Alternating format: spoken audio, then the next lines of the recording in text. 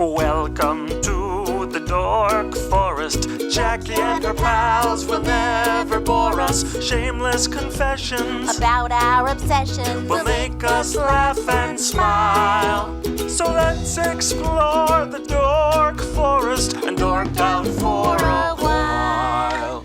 Hi, Rangers. It's me, Jackie Kashian. Welcome to the Dork Forest. It's 2024. Let's do this. Here's the credits, of course. Mike Ruekberg sang that song at the beginning, and he wrote that song, and he sang it with Sarah Cohen, his wife, and he will sing the Mexican hat dance at the end of the program. Also, Patrick Brady, still putting this together. Video, audio, all of it. He's amazing. So, and Vilmos doing JackieKashianStore.com. Squarespace is doing the regular Jackie Kashian page, and I'm thinking of moving the Dork Forest and dorkforest.com away from WordPress because it's driving me nuts. But those are the credits. But if you go to JackieKashian.com, you can get Dork Forest merch. You can get my stand-up merch. You can get my stand-up CDs and DVDs, which you'd have to have devices for those. You can also see videos and find out any number of things. I have another podcast called The Jackie and Laurie Show, but the Dork Forest is the flagship. 18th year, we're doing it, you guys. You can go to my Bandcamp or my YouTube for extra content. Please donate, is what I'm saying. It's 2024, and I think we've been in this long enough. Why don't you guys, everybody send me $100? That's what I'd like you to do. You can PayPal me. There's links all over the pages. You can Venmo me at Jackie Kashian. You can find me at a stand-up show and hand me a sweaty wad of 20s. Do something. But I love doing the show. I would love to make some money, is what I'd like to do.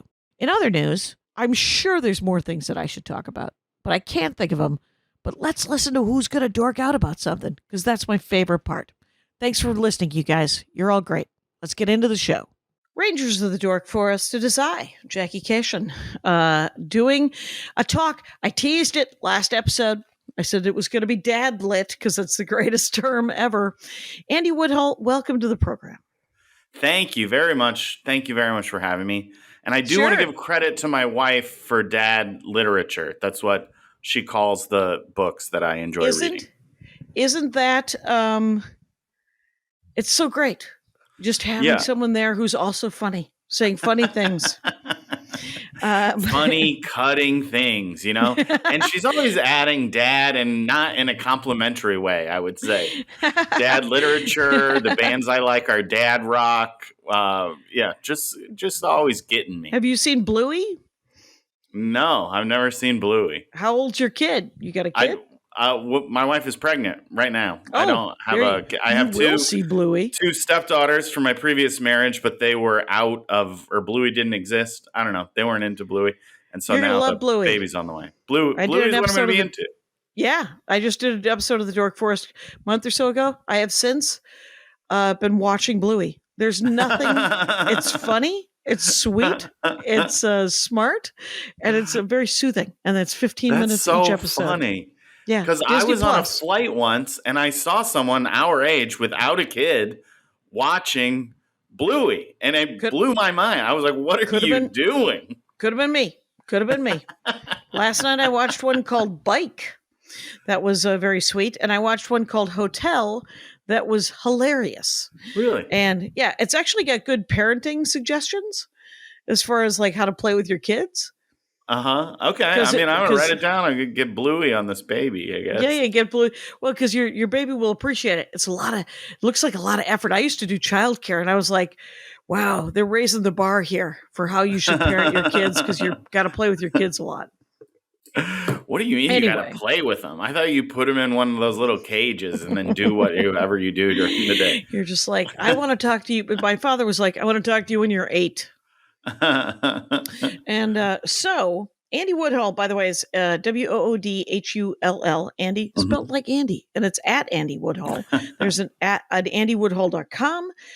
New album and special video came out probably 2-3 weeks ago. Yep. Beach Brain, and it's on YouTube. Same name of the video, and he's funny. You guys, don't forget to buy the album, because streaming the album is great. Buying the album, he gets slightly more money. So think about spending $10. Very Anyway. true. Very true. It's just a fact.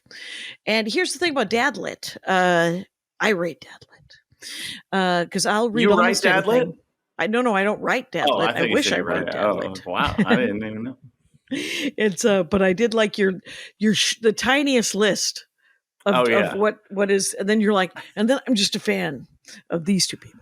I So- know, because I could write a longer list of dad lit guys, like I think James Patterson, Robert Lundlum, Yep. but in the context of, and then you're going to talk about it for an hour. I'm like, every book I've read, I didn't read taking notes in preparation to speak about it. Like I knew what I was talking about. So I Right. gave you some of like my two top dadlit ones, a theme, and then just two other authors that I like. Really for the best. I liked the last minute dorkdom that came over the wire was rollerblading. And I was like, I just discussed rollerblading. I don't have a lot more questions about rollerblading at this time. So maybe next year. Is there You'll come someone back else on. did rollerblading on the podcast? Yeah. Yeah. Just a couple episodes ago. Who was it? Was it Jonathan Anderson? It wasn't. No, I he gotta talked link about up with this Daredevil. person. That's it. You guys could rollerblade together. You guys gotta make a day of it. But Yeah. one of these first two authors I've read. I've read all this stuff. The other one I have not. Do you Oh, want to really? guess which one? I mean, either Christopher Moore, maybe, or Oh no, the Connolly one. Connolly the or Connolly. Lee Child. Michael Connolly. You've never read Michael Connolly? I've never read Michael Connolly. Oh yeah, he writes all of those Harry Bosch novels, which the TV show became. It's a TV Popular. show, which Yeah. a friend of mine is watching it. He says it's actually pretty compelling. It's great. Is it great? And then the guy that plays Bosch in the TV show now narrates all the Bosch audiobooks.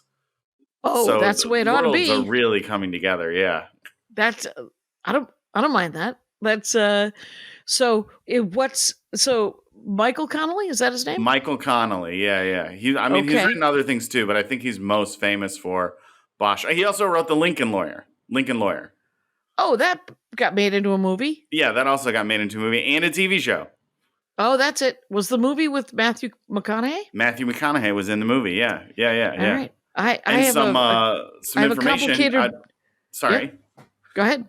But the Lincoln Lawyer and Harry Bosch novels take place in the same universe. And Universe? it is revealed that they're half brothers. That hasn't happened in the TV shows or movies yet. So I don't know if it ever will. I don't know if there can be crossover. I think the TV show Bosch is done now, but I did hope that maybe at one point Matthew McConaughey would show up, and that would be pretty fun. I have to say I have a complicated relationship with Matthew McConaughey. First of all, I get him mixed up with Owen Wilson all the time. And they're not anything alike. And I have that face thing, and which is, I think, just self-absorption. I don't know.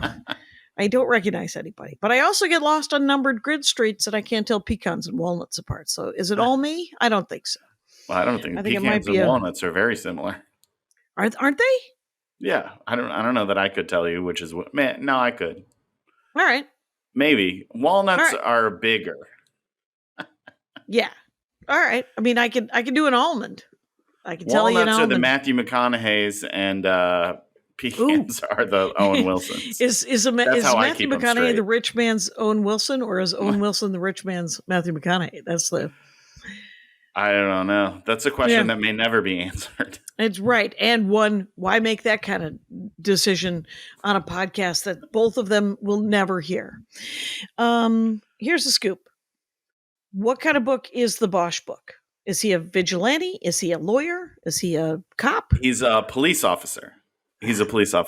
One of the good But ones. the series takes place over like 30 books. So he starts a police officer, and then he's retired, and then he's back working in the open unsolved unit, and then he's just like freelance. I mean, he's many different jobs throughout the thing, but he's first and foremost a police officer who believes everybody counts or nobody counts. So, if it's a prostitute, often is murdered, he's the guy that's other cops are like, oh, who cares? He's like, everybody counts or nobody counts. That's what he has the up on his wall. greatest Yeah. line. Yeah. That maybe that'll be on the new flag. Everybody counts or nobody counts. That's the greatest line. Yeah. So what's his name? Harry Bosch. It is short for Hieronymus Bosch. He was named after the painter Hieronymus Bosch, who I have then looked up to see, and he paints these really dark images of hell and stuff. But he goes by Harry. Yeah, why wouldn't he? He goes by Harry. Nobody's calling him Harash. Nobody's going there. So if he's a cop, does he? Because I've read almost all of the Jack Reacher novels. The Jack Reacher being the other one. How does so in the TV show, is he the younger version of himself as a cop? Yes, but the show's been on for a while, and now I think in the later seasons he maybe has retired, and his daughter is now a police officer, and she becomes a bigger character. Okay. Yeah. I haven't seen the most recent versions of the show. I'm such a book guy that I do enjoy the show because I also have a terrible memory. So it's 30 books long or something like that. So they're adapting the second book. It's like, yeah, I read that in 2005. It's still a surprise to me. Right. Oh, completely. It's I've read all the books for all the many of the murder mystery shows I watch, but I'm always like, yeah, who did do it? I never know. I don't know either. And then sometimes when I do figure it out, did I figure it out or did I remember? Because at one point I did know. So right. I don't know if I did anything deductive. I maybe just remembered. So do you do both the reading of the book and the listening of the book and then the watching of the TV? And is it also on your Kindle? I usually will just read or listen to a book. I love listening to books. As comedians, we have long car rides, long flights. I listen while I walk my dog. Mm-hmm. I also have, in the last, 5 or 10 years, I've started listening when I fall asleep at night, which it's an insane thing that it's something I do to fall asleep in bed and also something to stay awake in a car. Right. It doesn't make sense, but it does seem to work for me. If it works both ways. I have started listening to a book on tape, going to bed too sometimes on the road, and then I wake up going, well, what is the last thing I remembered? And yeah. I do that too. The trick is the sleep timer, and then I rewind to the beginning of the sleep timer. Oh, good call. Yeah. I do all of them. I usually have a book that I'm listening to, a book that I'm 3 different books, a book that I'm reading, and a book that is on my Kindle that I've already read that is a good reread. Yeah, I'm a big Kindle. I think it's just from moving too many times. I've moved so many times that just angrily in the middle of a move, I don't need any of these. So I read everything on the Kindle. Or I'll listen. Do you to have an actual also. Kindle, or do you use the Kindle app? I have a Kindle. I got the Kindle Oasis. It's the Cadillac of e-readers. That's what my brother calls it. I got one as well, and I didn't like the user interface. Oh. Even though I did like the gray paper scale. That was kind of nice, the lighting on it.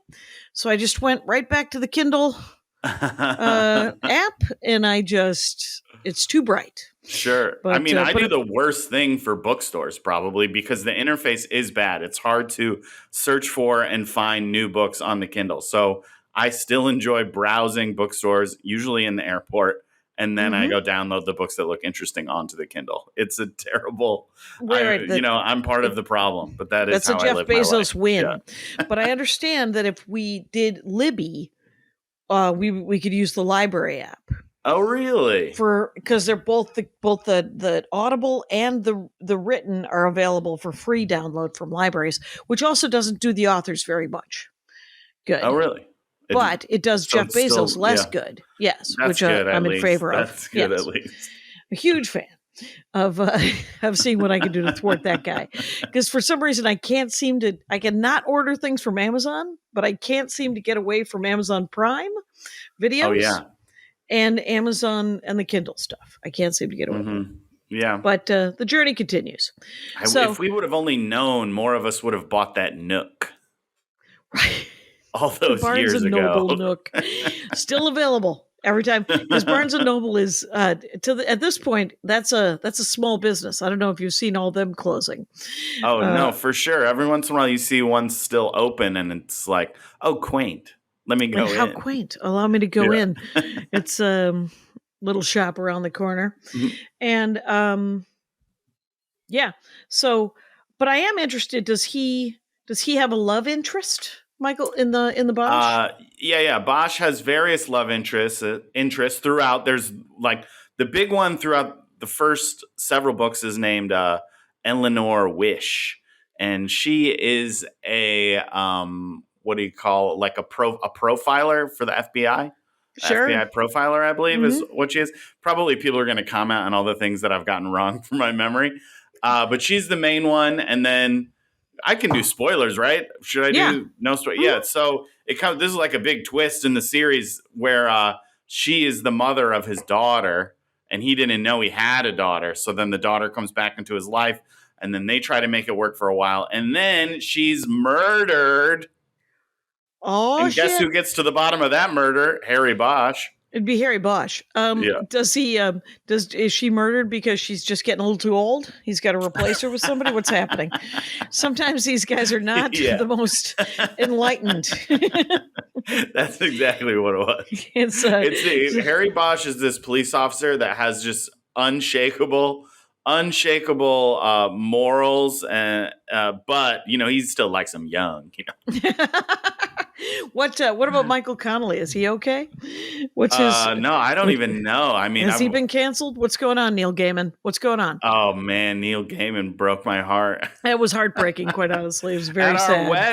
our wedding, we like read this thing Neil Gaiman wrote about love. I don't know if you've ever seen it, but he has this thing he wrote about love that's so beautiful that we like had instead of a ceremony, and then this stuff comes out later. It's such a bummer. I mean, I guess the thing he wrote about love can still be true, even We though can his still. I mean, version of love here's is a the little thing.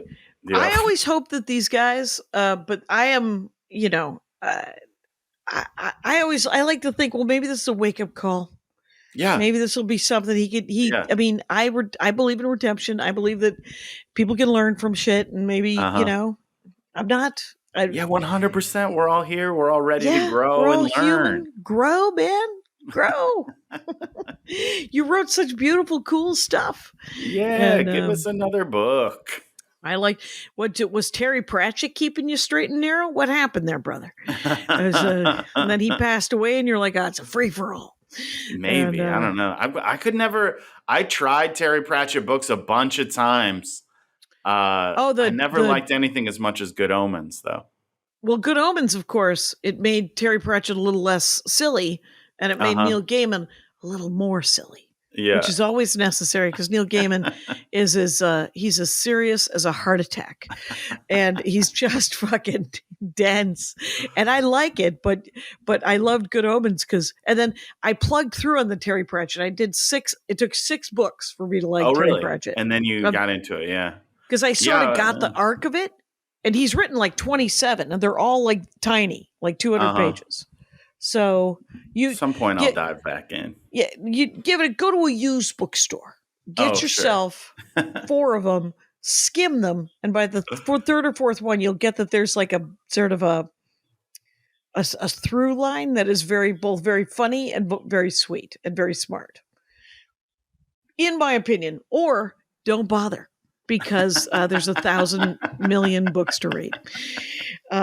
Like, I want to read the Michael Connolly thing, because I do like I like a guy with a sense of justice, and I love his slogan: "Everybody counts or nobody counts." Everybody is counts that in the or nobody TV counts. show? I think it's in the TV show. I mean, it's a big thing that comes up a lot in the show, or in the books rather. Is he trying to explain to other cops that everybody counts or nobody counts? Yes, I think he might even have it hanging on his like cubicle in his office. Okay. Yeah. He also has hanging on there, get out there and knock on doors. He doesn't like people that are just policing through the internet. He likes to get his hands dirty. Right. And you'd like to find the unlikely witness. That is also a really good idea because there's always some lady, Mrs. Kravitz, bringing it through the through the thing.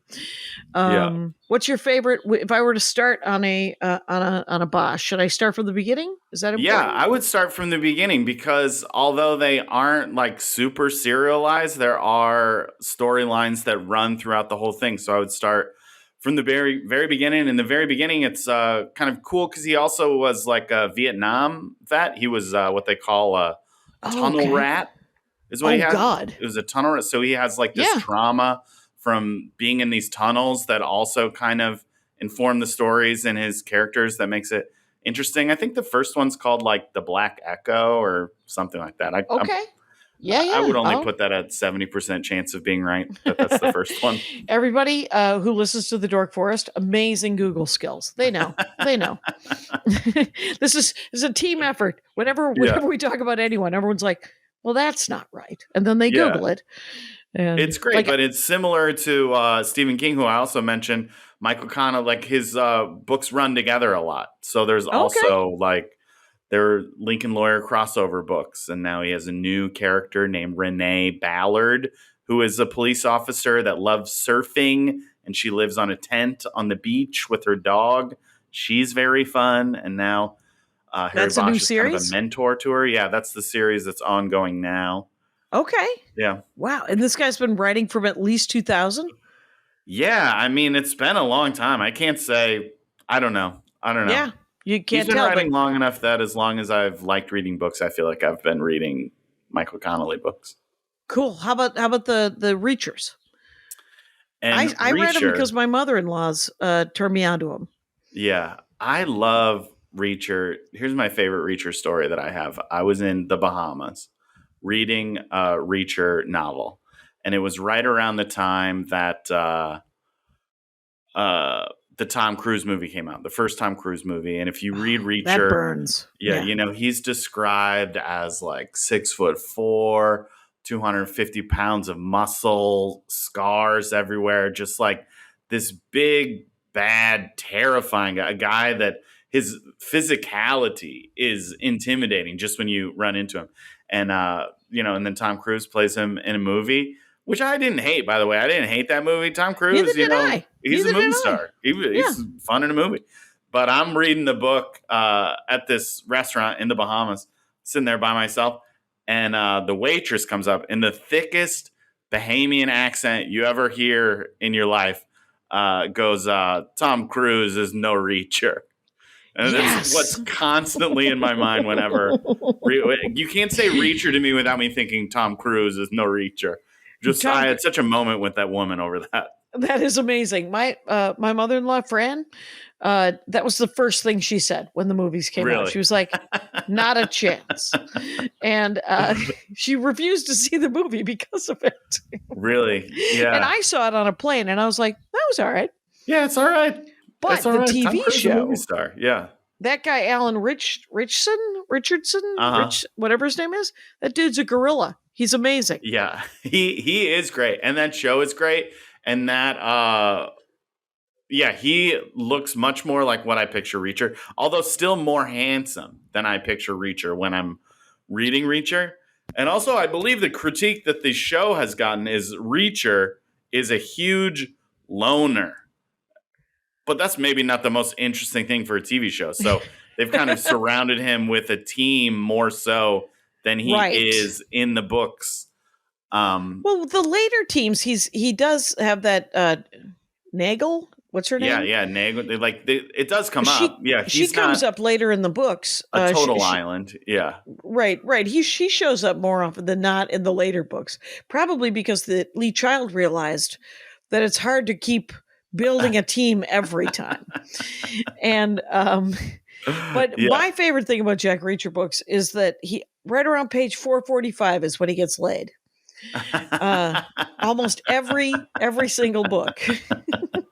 You start looking around page 440, around page 450, he's done. And he takes his clothes off, he puts them under the mattress. Just to keep them clean, to keep them pressed. That's how he presses them. His one T-shirt.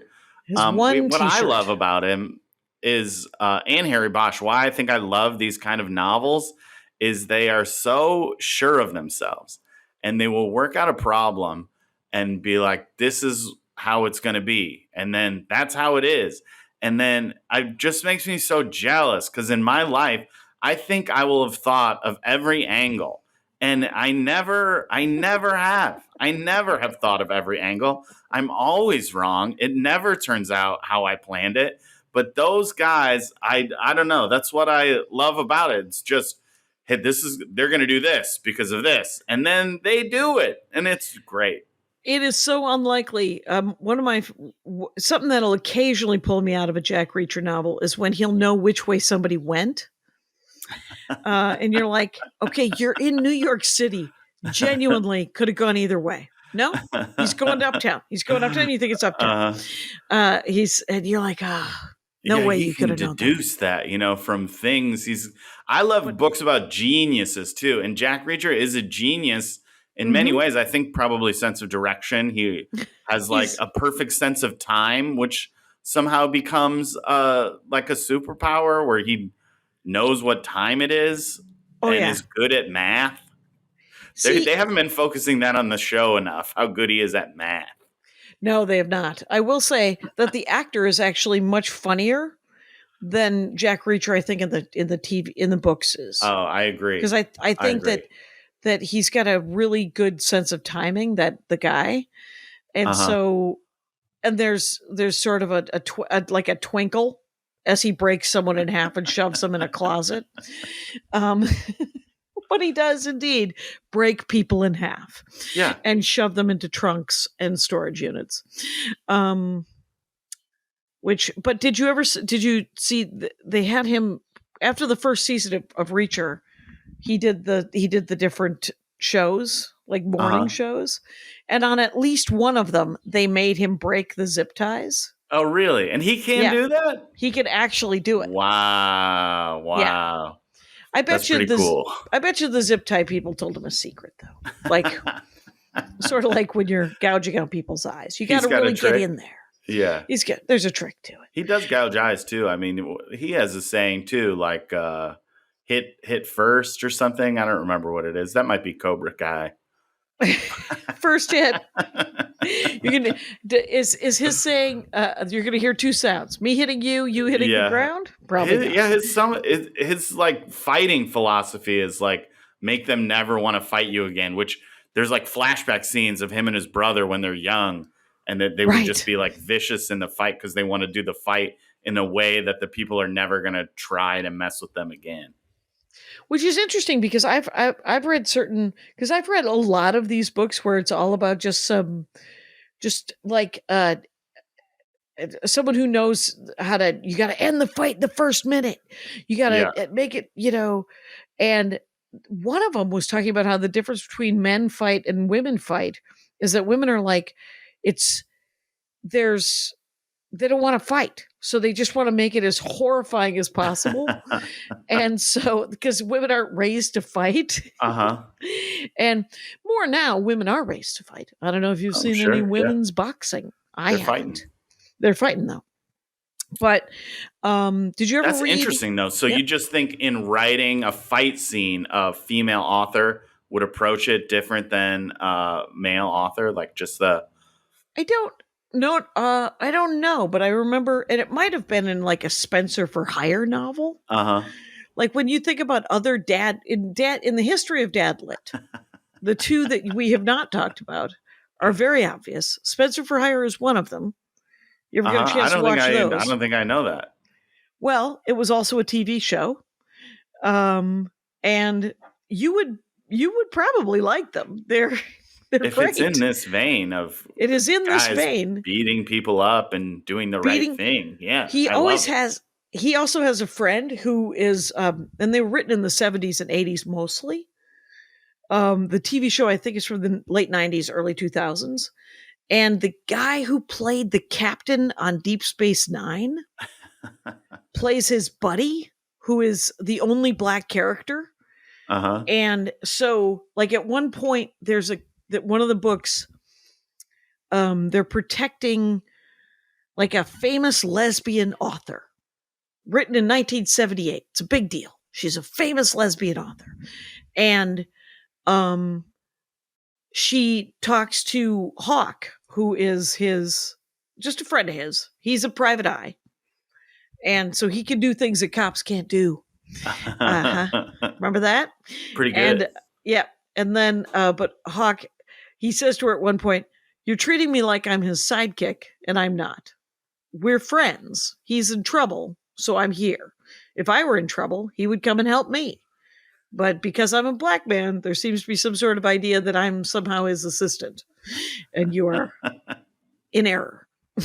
So That sounds very funny. Yeah, it is. Yeah, he's great. And so Spencer for Hire novels, they're probably free at this point. I'm going to check one out. Yeah, and then Louis L'Amour novels. Famously, he Ronald does the Reagan. Westerns. I know my grandpa loved Louis L'Amour novels. I am somebody's grandfather. I read all of the Louis L'Amour novels because I got a library fine in junior high. And so I couldn't take any books out of the library. So I had to steal books from Kmart. And you had a choice between Harlequin romances, mercenary African books about mercs in Africa. I stole a couple of those, and Louis L'Amour novels. So is is it Westerns? Is there a recurring character? There are the Sackett series, the Sacketts. It's a whole family. Yep. But I will say this about the Louis L'Amour novels. There are two very famous old Western authors. One's Zane Grey, and one is Louis L'Amour. And Zane Grey describes the land. I don't want to read about the land. I want to read about people on the land. There's a really good book to start with Louis L'Amour would be Down the Long Hills. Okay. Down the Long Hills is a one-off, so you don't have to worry about it being a series. But there's a lot of really great books. Matter of fact, this is so weird. It came up. I read a book that wasn't a Western. He wrote probably two books that weren't Westerns, and one was called The Walking Drum. And I referenced it several episodes ago. And then I got an email from somebody saying, "I just read The Walking Drum because you said it. It was really good." Yes, oh, wow. Yes, it was. Wow. It was set during the Middle Ages. A guy from Ireland takes a boat, and then he learns that it turns out the Islamic worlds were taking baths before the Dark Ages. And what do you think happened in Louis L'Amour's life that was like, this one's not a Western, this one is a bath I book? think he retired, and he was like, "What else can I write? Do I have to keep writing about these guys being quick draw guys?" And but here's something I never read. I have read one Christopher Moore, and it was the Lamb one. That one's great. I mean, that's the one that whenever you get in a conversation about books with somebody and they're like, recommend me one book, Lamb is the one that I say. That's one of the very few books I still have. I have a autographed copy of it over here. Yeah, it looks like a Bible. Yeah, it literally looks like the Bible. I think I did. Yeah, read let that. me see. Yeah, it's right over here somewhere. I think we just moved, so maybe not. Right? Maybe you said to yourself, "I can't have this book," but it's signed, so one would imagine you would have kept it. Well, I don't know where it is, and it's not exciting for a podcast. I realized 5 seconds into looking where it was for me to be frantically looking around my office. Let's take a quick break and tell the world that I'm talking with Andy Woodhull, you guys. I have a copy of Lamb, the Gospel According to Biff, Christ's Childhood Friend, that looks like a Bible. It has like gold on the pages, and it has a little red tassel to mark your spot. And Christopher Moore signed it because the person that got it for me as a gift and got it signed told him I was a comedian. Christopher Moore wrote on the inside, "If you're not annoying someone, you're not doing your job." Nice. He's the best. He's so funny, you know. Have you ever got to meet him? Yeah, I went to went to a book event one time. I think it's the only time I've gone to a book event, and he read a chapter, and then there was just a line of people to get an autograph. And so I waited in the line, and I thought about what I was going to say to him the whole time. And then I finally got to the front of the line and was like, I think you're great. And then he signed my book and I left. But he's like a cool guy. I've like messaged him on the internet a couple times, like maybe through Twitter or Instagram or something. Right. And he did write back to me. That's amazing. Made me think was really cool. Is Lamb, I don't know when I would have read it. Would I have read it like 10, 15 years ago? Yeah, it's been out for a long time. Yeah. Yeah, and it's sort of about the lost years of Jesus's life, right? Like nobody ever talked about him. He was born. It was a big deal. Yeah. And then 33, he dies. Yeah, so this is like his 20s, and it's told from the point of view of his childhood friend named Biff, and they're like meeting, women and Yetis, and he's kind of finding his life philosophy and stuff. It's very cool, and it's like he walks this line of, I could see someone could just hear the concept of the book that is very religious and be very offended by it. But I think this is maybe even in like the foreword or something.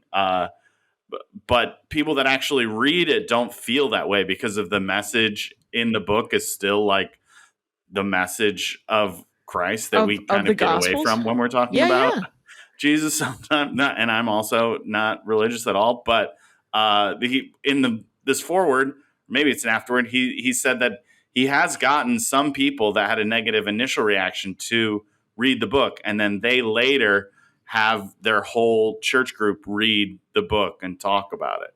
So right. Religious, non-religious, Lamb is just a great book. It's just actually, if I remember correctly, it's kind of silly and funny, but also super sweet.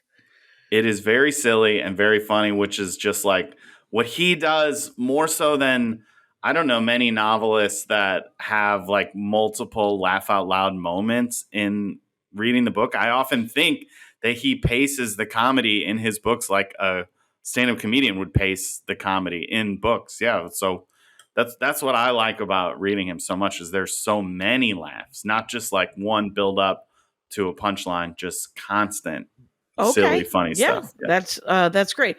Terry Pratchett, just to go back to that, those Discworld books, they are what felt contrived to me when I first started reading them was because there's so many a lot of wordplay and a lot of puns and a lot of sort of dad comedy that I was like, I get it. All right, it's very silly. But by the fourth or fifth book, I was like, okay, he's just having a good time. But the plot was always real. And the message and through line was always great. And there were actually, I mean, in addition to the puns and the wordplay, there was also some very funny lines, just jokes that were smart and funny. So it just took me like literally 4 books to get used to the way he wrote. Luckily, the books were, I believe, no longer than 280 pages, the first 3 or 4 books. So that's the good news. And what are other books by Christopher Moore that you think I might like?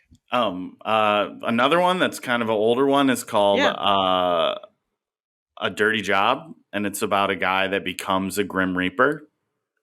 Okay. That's really great and fun, and then has sequels. And I mean, I'm not really a Shakespeare guy, but he has another series of books that was still fun, even not liking Shakespeare, called Fool, which is, I believe, Macbeth from the point of view of the court jester. And it's just fun. It's really fun. That sounds great. It's kind of a high concept one that I think he lands pretty good as someone that doesn't even care about reading or watching Shakespeare. Right. Well, I went to the Shakespeare Museum in DC, which it's called the Shakespeare Folio, I think. I forget, or the Shakespeare Library. And I went there because they had first editions and early editions of The Lord of the Rings. Oh, that's cool. And C.S. Lewis. And they also had Winnie the Pooh. I mean, it was amazing. It was a really cool thing. And I bought in the gift shop How to Teach Your Children Shakespeare. And then the dog barked.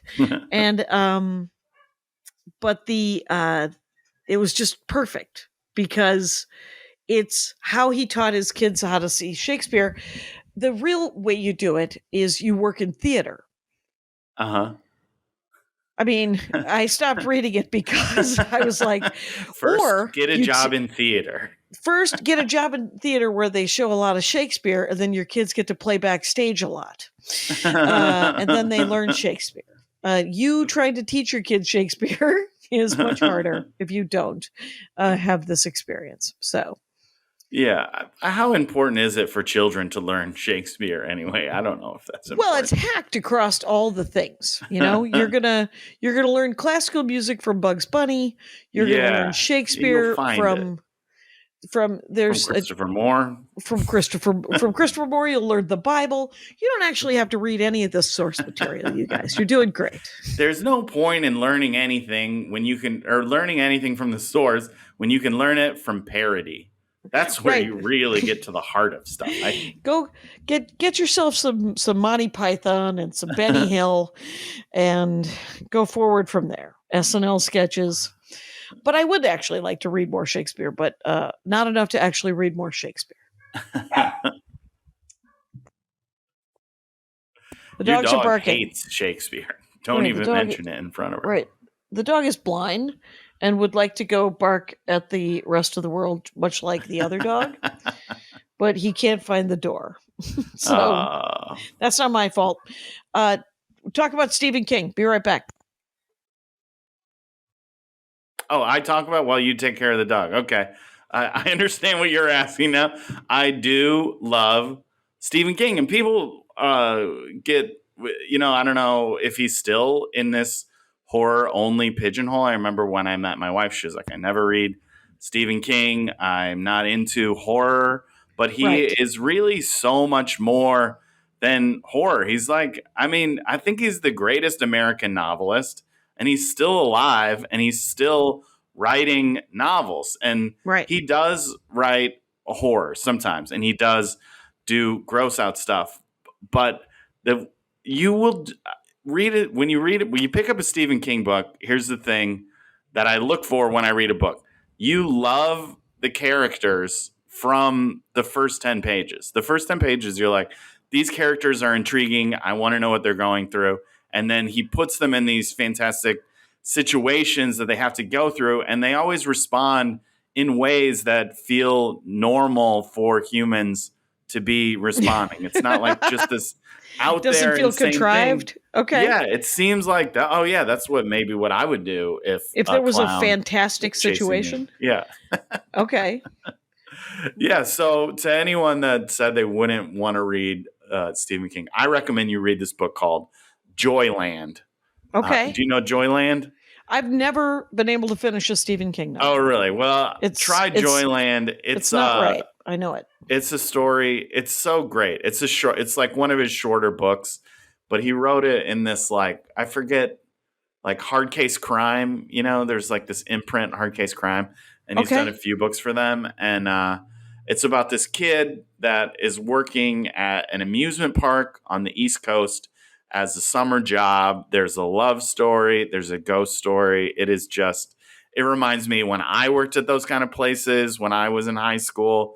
Okay. So maybe this is one of the points of like, you like art that really is explaining your own exact personal experience.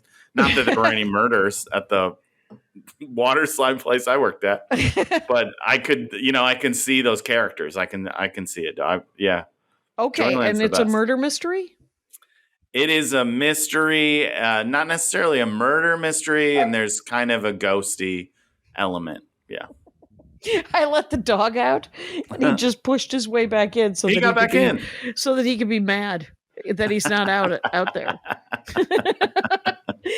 So here's what I got. Stephen King, 2013 novel, Joyland, is coming-of-age story that blends mystery, horror, and murder.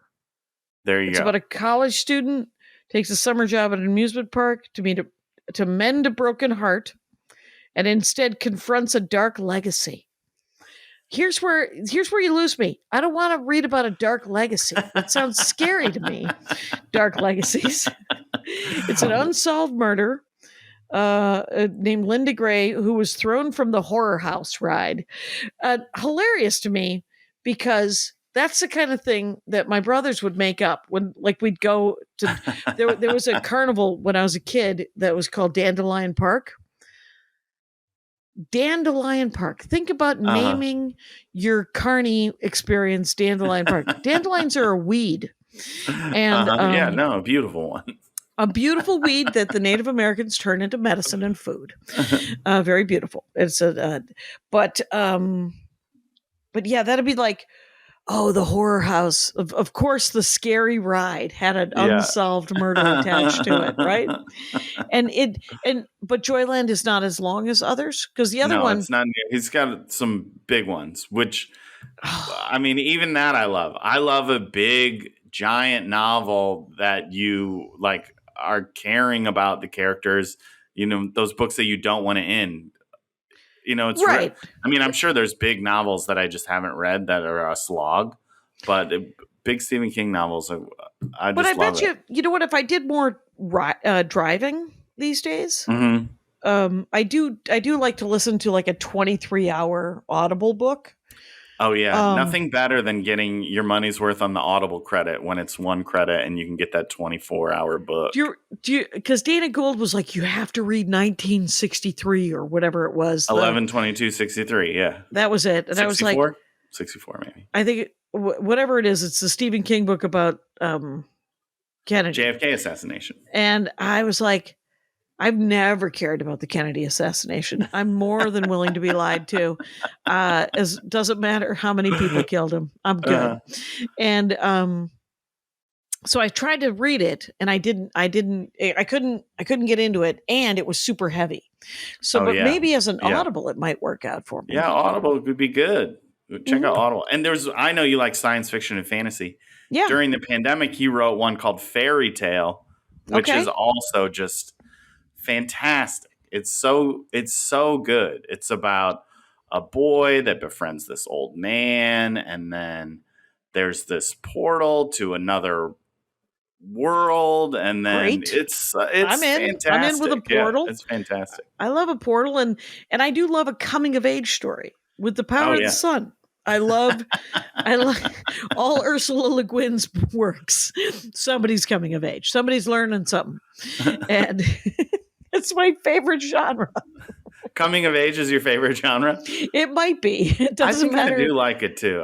If I had to say one thing is my favorite, it's geniuses. I mentioned it before, but I love it when there's a genius in the story. Oh yeah, it's really sure of themselves. It makes it seem like it's possible. Oops! I just knocked my computer. The book I just bought, a graphic novel. It is called Detective Beans: The Case of the Missing Hat. It's about a kitten who solves a crime about her hat, which I have yet to finish. I bit of a cliffhanger.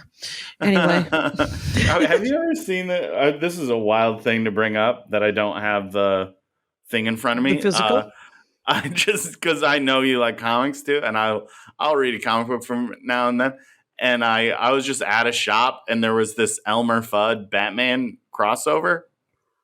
No, that sounds extraordinary. That sounds. It's so good.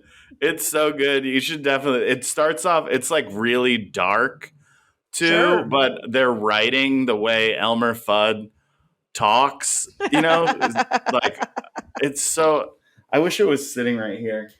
Oh, so that do I could read the first page, but it's not. I don't know where anything is in this new place. New place. That's because you have a baby coming. And you got to move into a different place. Got to move into a new place when there's a baby. That baby can't know what happened in that old place. you just sage the new place and move in and let the baby come in. And then if you have another baby, that's why Jim Gaffigan keeps moving so much. I don't think that that's true.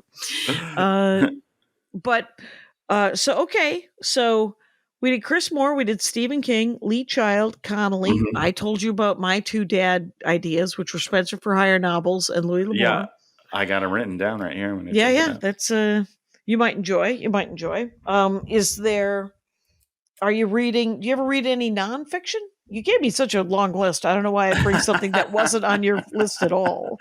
No, I mean occasionally, but almost never. I love reading, but I never read anything that makes me a better person or smarter. I'm only reading If for it's going to make entertainment. you a better person or smarter, they're going to have to do it on the DL. It's Yeah, going to have you to be gotta a sneak stealth. it in. Yeah, You sneak it in. All of a sudden, you learned that either everyone counts or no one counts. That's how you learn there.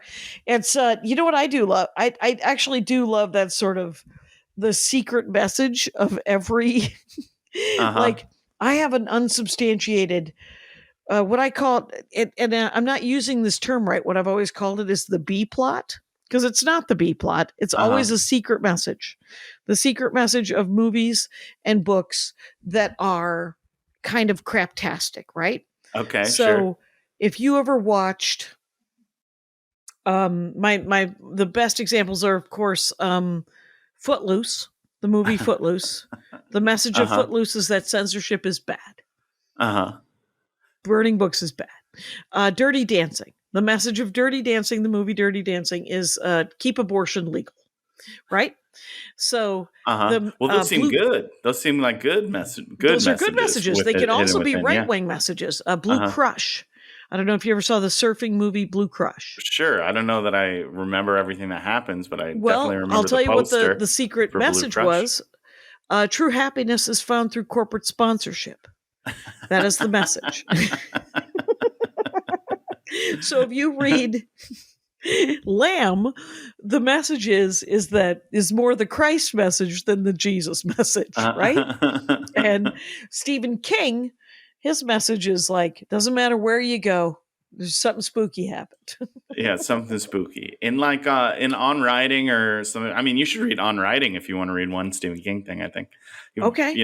Writes about just the craft of writing novels, and it's helpful for stand-up writing. I think it's helpful for anything creative, this book On Writing. But I think in there or somewhere, he admits that if he can't make you cry and he can't make you laugh, then he will gross you out.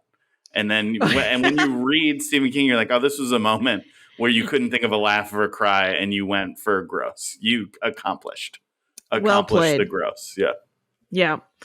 There's the guy who did Bridesmaids, who directed Bridesmaids. He also directed a movie called The Heat with Melissa McCarthy and Feig? Is it Feig? Yeah. Feig. Yeah, Paul Feig? Paul Feig. I get him mixed up Sounds with the guy who's in charge of the Marvel, which is Feige. Oh yeah. But whatever it is, he's very, very funny. And he's very good at what he does. He did Bridesmaids, he did The Heat, he's done several others. But I think he has that same thing, because Bridesmaids and The Heat both have in them some of the funniest slapsticky moments and some very heartfelt stuff, but also two gross out scenes. There's a gross out scene in both of them that are like, this didn't need to be there. So in Bridesmaids, it's when she's pooping in the street, probably. Or throwing up on the plane. Throwing up is more gross than pooping to me. It's a lot. It's less funny. And What's less in funny. Heat? What happens in Heat? Sandra Bullock does an unsolicited tracheotomy. Oh. Which is kind of funny in theory. And that's so funny. Remember how funny it was when you jabbed that thing in my neck that I didn't need? I'd laugh every time I see this scar. Right. The only funny line in The Heat about that was the EMT. She was trying to explain to the EMT that she had seen it done and that it was her right to try to do it or something like that. And the EMT, whoever the actor was who played the EMT, was like, still not a doctor. You're still not a medical professional. You're still wrong. And he just kept saying that as he walks away. It's very funny. Oh my gosh. Did you ever see Kristen Wiig and I forget her writing partner's name? Their other movie, Barb and Star, go to Vista Del Mar. No, but I'm going to. Yeah. It came out in 2020, so a lot of people missed it.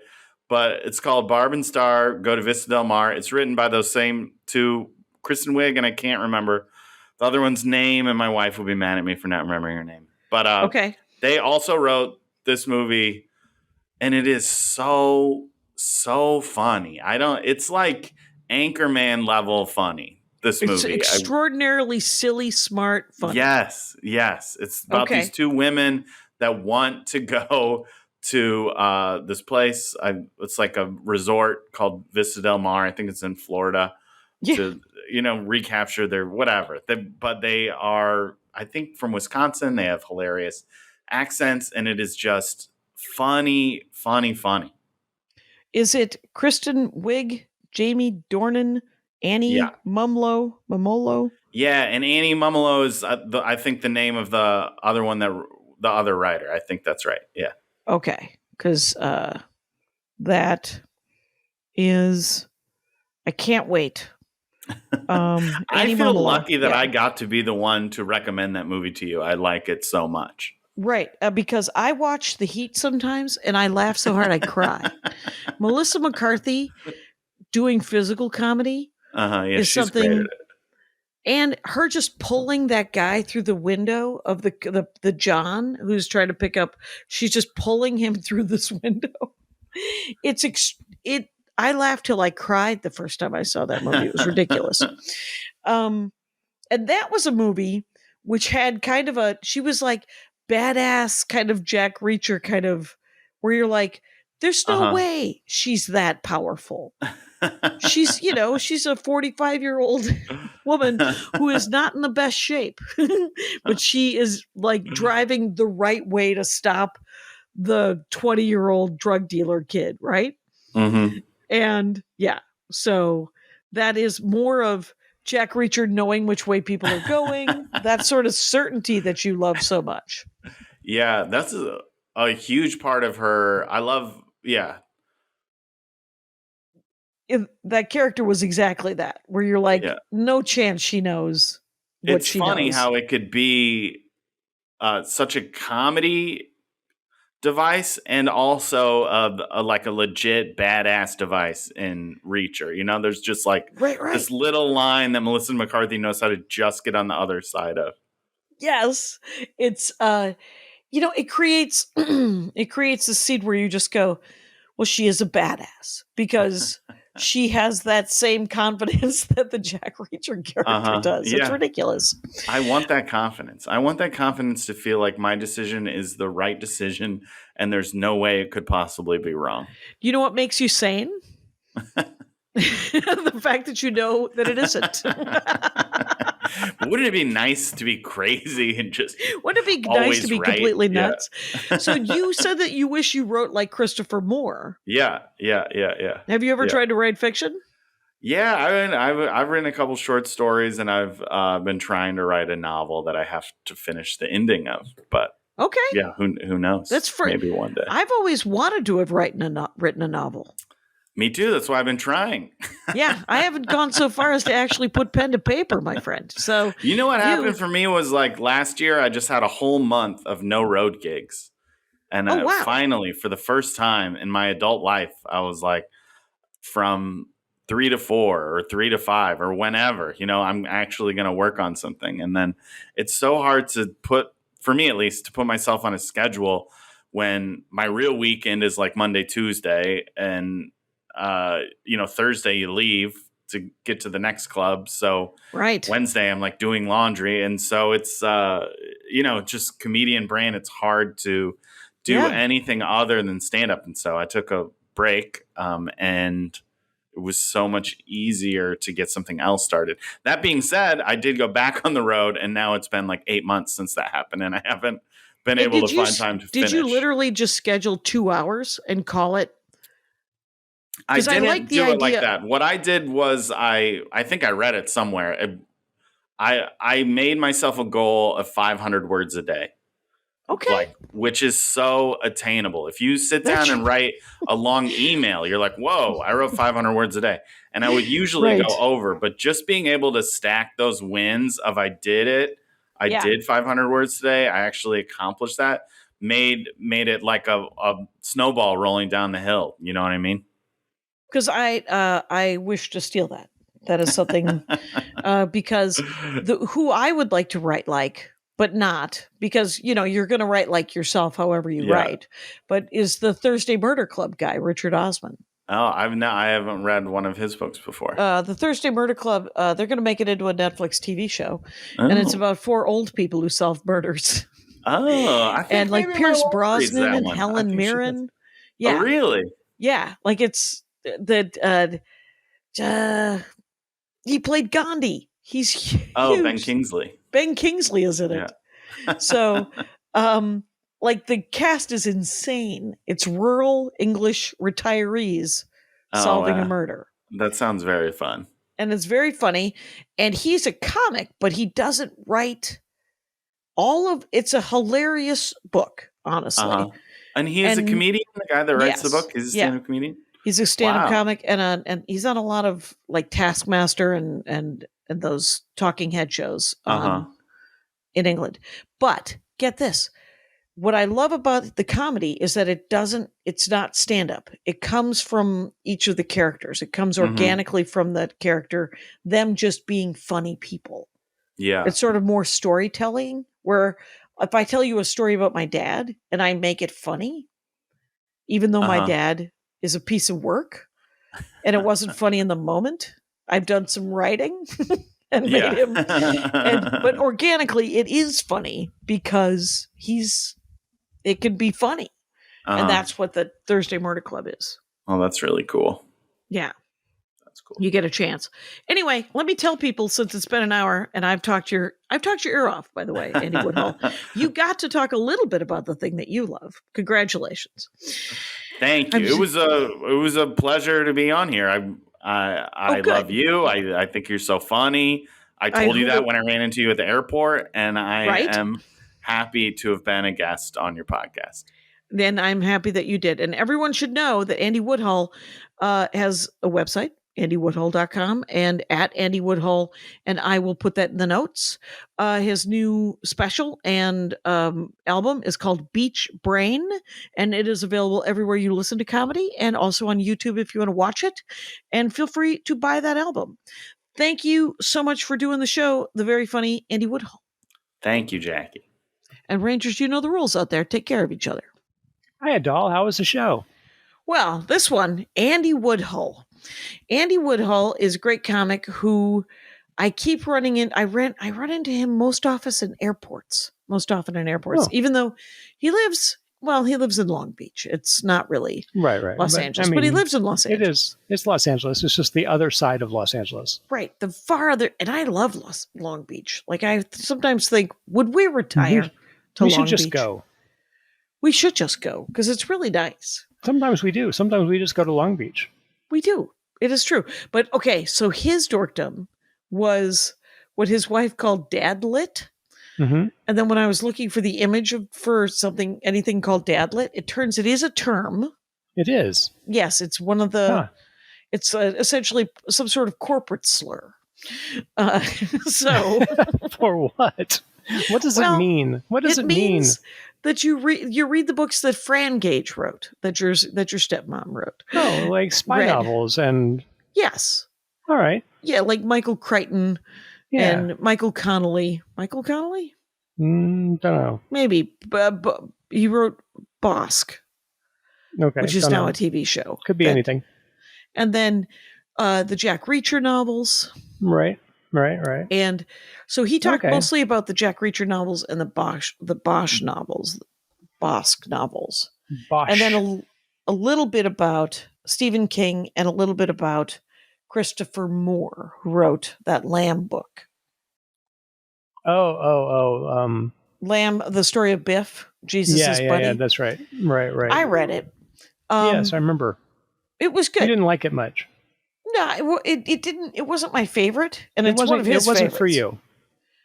I don't think it was for me, but that's okay. That's all right. I've read a lot of books that weren't really for me, and I've read a lot of books that aren't for other people. That is true. It's the way of books. There's a million So of them. Dad Lit is going to be like horror novels and spy novels, and It's sort of more aggro pulp than romance pulp. right. Because they think of like lady novels as There's going to be some gunplay, and probably some killing. There's some killing, but here's my favorite thing about Harry Bosk. How did I forget how to pronounce his name in the last 2 hours? Is it Bosch? Yeah, I think, Bosch. but I'm not sure. It's Bosch. Yes. So I don't know how that SCH is pronounced. And his full name, I guess, is Horatius or Horatio or something. It's not Hieronymus? It might be Hieronymus. That's a painter. Guess what? It's Hieronymus. Is it Hieronymus Bosch, the painter? That's who he's named after. And Rangers, now we know why I'm married to Andy Ashcraft. He's got art knowledge. He's got other info. You're like, that name sounds familiar. Nope. Nope. But that's it. It's the artist. Anyway. Horatio Bosch. It's not Horatio Hornblower Bosch. Okay. Hetty for short. Headley. It's Headley. Headley. That's Headley. So we've gone so far away from this episode.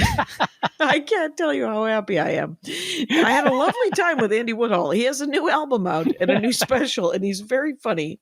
And everyone should go find her. It's called Beach Brain. Anyway, but I want to tell you, this guy's saying, whatever his name is, his first name is Harry. We know that. Harry. The character. And the slogan is everybody counts or nobody counts. Okay. Because he's a cop. Sure. And he's one of the good ones. Right. He's right. So, with a slogan like that, it's basically, yeah. Right. He might as well be wearing a Black Lives Matter shirt. Well, and what it means is that he's doing the job that he was hired to do, which is to protect everyone and to find the criminals that have killed both prostitutes and the rich. Right. So, it makes me kind of want to read the books. Well, and Kevin was saying that the show has been great. Yeah, he said that he likes the show. Yeah. And there's 30 books. And he can't remember, and he read them all and he kind of read them all at once. Oh, good God. Like one after another. So when the plot comes up, he's like, I can kind of tell who did it, but I can't remember if I figured it out or if I'm just remembering it. Or if they've mixed and matched, because sometimes they do for television shows. They'll, like Miss Fisher's murder mystery. Yeah, the Franny Fisher books got sort of mashed up and then regurgitated as TV plots. Right. They take whatever they take what they like. Mm-hmm. But it was actually a really fun episode. And I told him about Spencer for Hire and Louis L'Amour, which are other dad lit that came to mind in my... Although, honestly, the only people I ever knew who read Louis L'Amour were women. You knew a lot of women, though. I did. I do know a lot of women. It's true. Everyone that I've ever Almost mentioned... half of everybody I know. Every time I bring up Louis L'Amour, somebody always says, my grandfather read that. Or my dad used to read that, depending on how old they were. And Andy Woodhull. No, for me, it's grandmother. Right. Did your grandmother read it? Yeah, Fran's mom.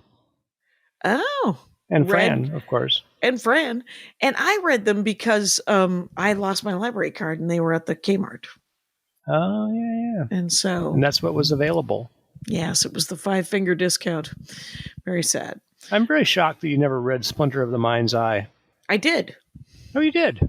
It was the only Star Wars book for so long. Right. And it was right there at the time that you were doing all of your shoplifting. And I shoplifted it. And I read it and I owned it. It was ill-gotten gains. Ill-gotten gains. I did donate all of those books to the South Milwaukee Public Library when I moved. Well, that's something. So, it is something. It's not everything, but it's something. And I'm sure the statute of limitations is worn off. That's the only reason I speak up. That's right. Bosch is not going to come after you. No, though everybody counts, including individual writers. But Andy Woodhull episode, very fun. So get in on that, you guys. Sounds great. And Rangers, you know the rules out there. Take care of each other. My hat, my hat, my hat. They're dancing around my hat. My hat, my hat, my hat. Well, what do you think of that? If it looks like a Mexican hat dance and it sounds like a Mexican hat dance, it's most likely a Mexican hat dance. So take off your hat and let's dance. Yay! Oh my God. Why don't we just call that as the end of the show?